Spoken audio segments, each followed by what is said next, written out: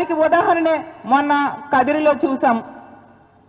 ఆ గర్భిణీ స్త్రీని తన్నాడు అని చెప్పి ఒక వ్యక్తిని వెంటనే అరెస్ట్ చేసేసి విపరీతంగా హెరాస్ చేశారు. ఎందుకు? అతను వైఎస్ఆర్ కాంగ్రెస్ పార్టీ కార్యకర్త అనుకొని. చివరికి తేలిందేంటి? జనసేన కార్యకర్త. అంటే వైఎస్ఆర్ కాంగ్రెస్ పార్టీ కార్యకర్త అయితే వెంటనే అతని మీద యాక్షన్ తీసేసుకుంటారు, ఇష్టం వచ్చినట్టుగా హెరాస్ చేసేస్తారు. కానీ జనసేన కార్యకర్త అని తేలడంతో ఇప్పుడు చల్లబడిపోయారు అందరూని. మరి పిఏ సతీష్ వ్యవహారం, అతని మీద ఎందుకు నెల రోజులైనా యాక్షన్ తీసుకోలేదు? అతను దర్జాగా తిరుగుతూ ఉన్నాడు, తిరిగి బాధితురాలను అరెస్ట్ చేశారు. మరి తెలుగుదేశం పార్టీ కార్యకర్తలైతే మీరు అతని మీద యాక్షన్ తీసుకోరా? అతనికి అండగా నిలబడతారా? ప్రతి సందర్భంలో కూడా ఎన్నో వ్యవహారాల్లో మనం చూస్తూ ఉన్నాం. ఈ రాష్ట్రంలో తెలుగుదేశం పార్టీ కార్యకర్తలకి ప్రభుత్వం అండగా నిలబడుతూ ఉంది. ఎవరిని కూడా ఎటువంటి శిక్ష వేయని పరిస్థితి, కనీసం అరెస్టులు కూడా చేయని పరిస్థితి. తెలుగుదేశం పార్టీ వాళ్ళు ఈరోజు ఎంత అరాచకంగా వ్యవహరిస్తున్నారంటే, ఈ కూటమి ప్రభుత్వంలో మేము తప్పు చేసినా మాకు అరెస్టులు ఉండవు, శిక్ష ఉండదు, తిరిగి మంత్రులు ముఖ్యమంత్రి గారితో సహా మాకు రక్షిస్తారు అన్న ధైర్యంతో ఇంత దారుణంగా మహిళల మీద అరాచకాలకు తెగబడుతూ ఉండే పరిస్థితి మనం చూస్తూ ఉన్నాం. ఎన్నో ఉదాహరణలు. మొన్ననే రాప్తాడులో తీసుకుంటే 14 ఏళ్ల దళిత మైనర్ బాలికను 6 నెలలు తెలుగుదేశం పార్టీ కార్యకర్తలు ఎంత దారుణంగా గ్యాంగ్ రేప్ చేశారో మనందరము చూసాం. మా పార్టీ వాళ్ళు పెద్దగా గొడవ చేస్తే అప్పుడు కొద్ది మందిని తూతూ మంత్రంగా అరెస్ట్ చేయడం జరిగింది. అలాగే ఎమ్మెల్యే ఆదిమూలం వేధింపుల వలన ఒక మహిళ వేధింపులకు గురయ్యి ఇక్కడ ఆమెకి రక్షణ ఉండదని పక్క రాష్ట్రంకి వెళ్ళి హైదరాబాద్ లో ప్రెస్ మీట్ పెట్టి చెప్పింది. మరి ఏది ఆదిమూలం మీద కేసు? అలాగే జనసేన ఇన్ఛార్జ్ అయిన కిరణ్ రాయల్ వలన లక్ష్మి అనే మహిళ ఏ విధంగా మోసగించబడింది, ఆ లక్ష్మి అనే మహిళ బయటకు వచ్చి మీడియా ముందు తనకి ఎలా వేధించాడు అనేది చెప్పింది, మనందరం చూసాం. ఏమైనా కేసు పెట్టారా కిరణ్ రాయల్ మీద?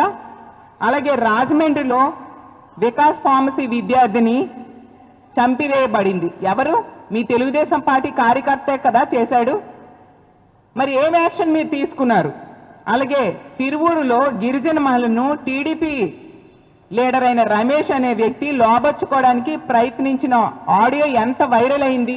కనీసం కేసైనా పెట్టారా చంద్రబాబు నాయుడు గారు, తెలుగుదేశం పార్టీ గవర్నమెంట్ అని నేను అడుగుతూ ఉన్నాను. అలాగే గుంటూరులో తెనాలిలో సహానా అనే దళిత యువతిని రౌడీ షీటర్ నవీన్ ఎంత దారుణంగా కొట్టి బ్రెయిన్ డెడ్ అయ్యేట్టుగా చేసి చంపేయడం జరిగింది. మీరు ఏం యాక్షన్ తీసుకున్నారు? మా జగనన్న వెళ్ళి ఆ కుటుంబానికి పరామర్శ చేసి అండగా నిలబడడం జరిగింది ప్రతి సందర్భంలో కూడా.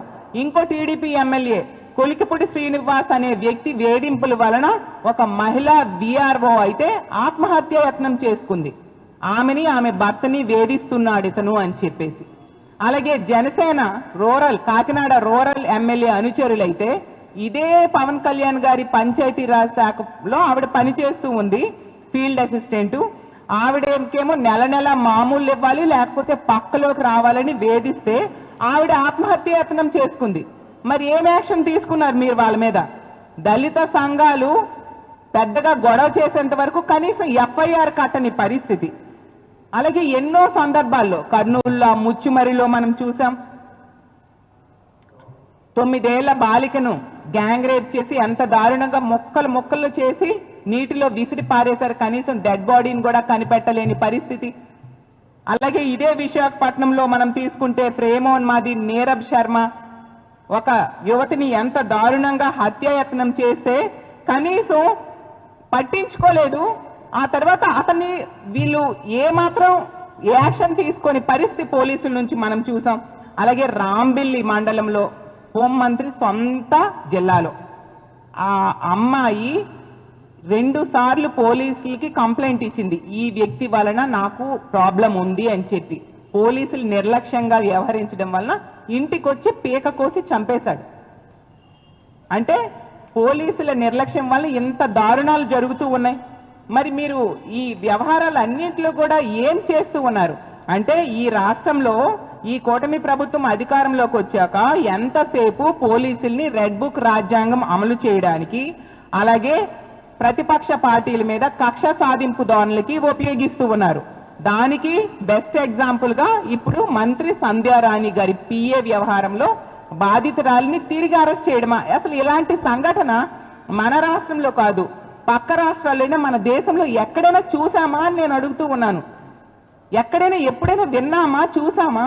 అంటే ఈ రాష్ట్రంలో మహిళలకు బ్రతికే హక్కు లేదా? పోలీసుల్ని ఇంత దారుణంగా వాళ్ళ కార్యకర్తల్లా ఉపయోగించుకుంటూ ఉన్నారు కాబట్టే ఈరోజు మన రాష్ట్రం కేంద్ర హోంశాఖ నివేదికలో 36వ స్థానానికి దిగజారిపోయింది. సిగ్గుచేటు. గతంలో జగనన్న టైంలో 86 అవార్డ్స్ వచ్చి మొదటి స్థానంలో ఉండే పోలీసు శాఖ పనితీరు ఈరోజు బిఎన్ఎస్ఎస్ చట్టాల అమలులో పోలీస్ శాఖ 36వ స్థానానికి మన రాష్ట్రం దిగజారిపోవడానికి కారణం వీళ్ళు చేస్తున్న ఇలాంటి పనులు. పోలీసుల్ని పూర్తిగా తమ కార్యకర్తల్లా ఎల్లో చొక్కాలు వేసి వాళ్ళని వాడుకుంటూ ఉండడం వలన, వాళ్ళకి స్వేచ్ఛనివ్వకపోవడం వలన, వాళ్ళ పనులు వాళ్ళకి సక్రమంగా చేయనివ్వకపోవడం వలన, ఇలాంటి దారుణమైన పరిస్థితుల వలన ఈరోజు 36వ స్థానానికి దిగజారిపోయింది.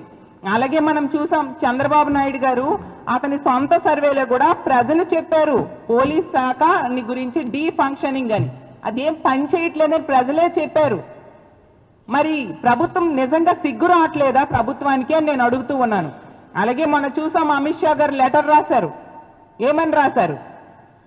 మనం ఎమర్జెన్సీ కాల్స్ కి అటెండ్ అయ్యే సమయం 26 నిమిషాలు ఉంది. దేశ యావరేజ్ 18 నిమిషాలు ఉంటే మీ రాష్ట్రం ఎంత దారుణంగా ఉంది, సిగ్గు తెచ్చుకోండి, మీరు వెంటనే ఆ సమయాన్ని తగ్గించండి అనేసి అమిత్ షా గారు స్వయంగా ముఖ్యమంత్రి అయిన చంద్రబాబు నాయుడు గారికి లేఖ రాశారు. గతంలో జగనన్న ముఖ్యమంత్రిగా ఉండేటప్పుడు 3 నుంచి 5 నిమిషాల్లో పోలీసులు స్పందించేవారు ఈ ఎమర్జెన్సీ కాల్ సెంటర్ నంబర్కి కాల్ చేస్తే. మరి ఈ రోజు 26 నిమిషాలకు దిగజారిపోయిందంటే పోలీసుల్ని వాళ్ళ విధులు వాళ్ళు సక్రమంగా నిర్వర్తించేట్టుగా ఈ కూటమిలో ఉన్న నాయకులు చేయట్లేదు. ఎంతసేపు రెడ్ బుక్ రాజ్యాంగం అమలు చేయడం కోసం మాత్రమే పోలీసుల్ని ఉపయోగిస్తూ ఉన్నారు. అందువల్ల ఈ విధంగా దిగజారిపోయింది. ప్రతి సందర్భంలో కూడా పోలీసుల్ని వాళ్ళ కక్ష సాధింపు రాజకీయాలకి వాడుకోవడం వలన, తెలుగుదేశం పార్టీ నాయకులు వాడుకోవడం వలన వాళ్ళ పనితీరు ఎంత దారుణంగా పడిపోయిన పరిస్థితి మనం చూస్తూ ఉన్నాం. ఈ రోజు తీసుకుంటే ఈ రాష్ట్రంలో కల్తీ మద్యము, గంజాయి, డ్రగ్స్, పేకాట క్లబ్లు ఎక్కడ చూసినా కనిపిస్తూ ఉన్నాయి. దానికి కారకులు ఎవరంటే తెలుగుదేశం పార్టీ వాళ్ళే. మనం చూసాం, కల్తీ మద్యం తయారు చేసే ఫ్యాక్టరీలు నడిపింది తెలుగుదేశం పార్టీ ఇన్ఛార్జు, అలాగే తెలుగుదేశం పార్టీ నాయకులు అయితే మళ్ళీ తిరిగి వాళ్ళని తీసుకొచ్చి మా వైఎస్ఆర్ కాంగ్రెస్ పార్టీ నాయకులు మెడకు చుట్టడానికి ప్రయత్నించేశారు. అలాగే మనం చూసాం, ఏకంగా మంత్రి ఉంటున్న సాక్షాత్తు మంత్రి పార్థసారథి గారి నియోజకవర్గంలో ఎంత పబ్లిక్ గా తెలుగుదేశం పార్టీ నాయకులు పేకాట క్లబ్బులు నిర్వహిస్తున్నారు. మరి పోలీసులు ఏం చేస్తున్నారు? మంత్రి గారు ఏం చేస్తూ ఉన్నారు? 283 మంది పేకాట ఆడుతూ దొరికిపోతే ఎంత బరి తెగించి వాళ్ళు పేకాట ఆడుతుంటే మీరు ఏం చేస్తూ ఉన్నారు? అలా చూస్తూ ఉండడమేనా పోలీసుల పని అని నేను అడుగుతూ ఉన్నాను. అసలు రాష్ట్రం నలుమూలల నుంచి నూజివీడికి జోదర్లను తీసుకొచ్చి పేకాట ఆడుతూ ఉన్నారు. అంతెందుకు, హోంమంత్రి నివాసం ఉంటుంది ఈ విశాఖ జిల్లాలో భీమిలీలో మనం చూసాం. పిక్నిక్ల పేరుతో పబ్లిక్ గా పేకాట క్లబ్బులు నిర్వహిస్తూ ఉన్నారు. పిక్నిక్ల పేరుతో పేకాట క్లబ్లు. అసలు ఈ రాష్ట్రం ఎటు వెళ్తుందో అర్థం కాని పరిస్థితిలో ఈ రోజు ఉంది. 164 మంది గెలిపించారు ప్రజలు. ఇందుక ఇలా పేకాట క్లబ్లు తెలుగుదేశం పార్టీ నాయకులు నడపడానికి, మహిళల మీద దారుణంగా తెలుగుదేశం పార్టీ వాళ్ళు వేధిస్తూ ఉంటే తిరిగి బాధితురాళ్ల మీద కేసులు పెట్టడానికి ఇందుక మీకు 164 సీట్లు ఇచ్చారు అని నేను అడుగుతూ ఉన్నాను. ఎన్నికల్లో సూపర్ 6 ఇస్తామనేసి హామీలు ఇస్తాము అని చెప్పి అధికారంలోకి వచ్చారు. ఆ సూపర్ 6 పూర్తిగా మార్చేసి ఈరోజు సూపర్ 6 అంటే మద్యం, గంజాయి, డ్రగ్స్, పేకాట క్లబ్లు, కల్తీ లిక్కరు, నాటు సారా అన్న టైప్ గా ఈ సూపర్ 6ని ఈ రోజు మార్చేశారు తెలుగుదేశం పార్టీ నాయకులు. వీటిని చూస్తూ ఉంటున్నారు ముఖ్యమంత్రి గారు, డిప్యూటీ సీఎం గారు, మహిళా హోంమంత్రి, అలాగే మహిళా మంత్రి అయిన సంధ్యారాణి గారు అయితే తిరిగి నిజంగా సిగ్గుతో, మహిళా లోకమంతా సిగ్గుతో మీ వ్యవహారంలో తలదించుకుంటుంది సంధ్యారాణి గారు. మాట్లాడితే బయటకు వచ్చి చెప్తారు మా జగనన్న మీద ఇష్టం వచ్చినట్టుగా మాట్లాడుతూ ఉంటారు. మీరు వ్యవహరిస్తున్న పద్ధతి కరెక్ట్ గా ఉందా నేను అడుగుతూ ఉన్నాను. ఈవెన్ ఆ ఎఫ్ఐఆర్ తీసుకుంటే మొదట ఆ బాధితురాలు కంప్లైంట్ ఇచ్చారు, 28వ తేదీ కంప్లైంట్ ఇచ్చారు. ఎఫ్ఐఆర్ నెంబర్ 145 లో తీసుకుంటే ఆ బాధితురాలు స్టేట్మెంట్ కింద ఆ ఎఫ్ఐఆర్ లో కూడా క్లియర్ గా రాయడం జరిగింది. ఏ విధంగా హెరాస్ చేశాడు అనేది బాధితురాలు కంప్లైంట్ ఆమె స్టేట్మెంట్ కింద రాస్తే ఆ సెక్షన్ల కింద వీళ్ళు కేసు పెట్టలేదు. ఆ ఫస్ట్ ఎఫ్ఐఆర్ లో ఆవిడ ఇచ్చిన కంప్లైంట్ లో అంటే చిన్న చిన్న సెక్షన్స్ కింద స్టేషన్ బెయిల్ వచ్చే సెక్షన్స్ కింద కేసు పెట్టేసి రెండో రోజే తిరిగి మళ్ళీ ఆ బాధితురాల మీద తెలుగుదేశం పార్టీ నాయకులతోని కంప్లైంట్ ఇప్పించేశారు. అంటే ఎంత దారుణంగా వీళ్ళని ప్రశ్నించే వాళ్ళని అణిచేస్తూ ఉన్నారు. మహిళల రక్షణ గాలికి వదిలేశారు. ఎంత బరి తెగించి తెలుగుదేశం పార్టీ నాయకులు ఉన్నారు అనేది మనకు అర్థమవుతుంది. మేము ఒకటే చెప్తున్నాం, పోలీసులకు ముఖ్యంగా చెప్తున్నాం, మీరు ఈ కాకి చొక్కాలు వేసుకొని పోలీసుల్లాగా వ్యవహరించండి, పసుపు చొక్కాల్ని విడనాడండి అని తెలియజేస్తూ ఉన్నాను. ఖచ్చితంగా దీని మీద మేము న్యాయ పోరాటం చేస్తాము. మళ్ళీ మా గవర్నమెంట్ రాబోతుంది. వచ్చిన వెంటనే అప్పటి వరకు గాని ఈ మహిళకి న్యాయం జరగకపోతే మేము మళ్ళీ కేసు రీఓపెన్ చేస్తాము. తప్పు చేసిన నిందితుడికి ఖచ్చితంగా శిక్ష పడేట్టుగా చేస్తాము. సహకరించిన పోలీసులకు కూడా ఖచ్చితంగా శిక్ష పడేట్టుగా చట్ట ప్రకారం మేము ముందుకు వెళ్తామని తెలియజేస్తూ ఉన్నాను. ఇప్పటికైనా ముఖ్యమంత్రి గారికి, డిప్యూటీ సీఎం గారికి, మహిళా హోంమంత్రికి ఒకటే విన్నవించుకుంటున్నాను, దయించి తప్పు చేసిన ఆ నిందితుడిని శిక్షించండి, అతని మీద ఎంక్వైరీ చేయండి, అరెస్ట్ చేయండి. అతను ఈరోజు దర్జాగా తిరుగుతూ ఉన్నాడు. బాధితురాలను అన్యాయంగా మీరు అరెస్ట్ చేశారు.